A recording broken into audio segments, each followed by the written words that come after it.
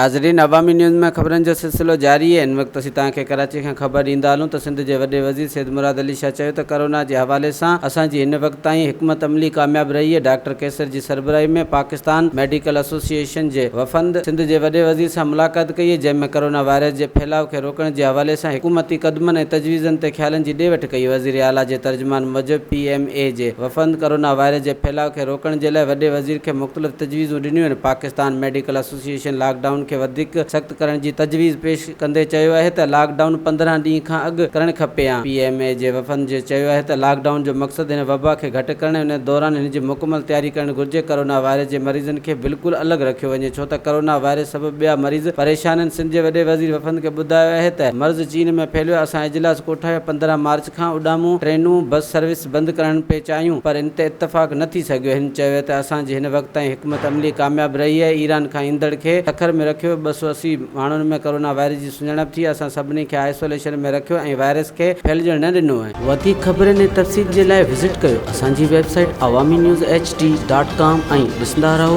Awami news HD।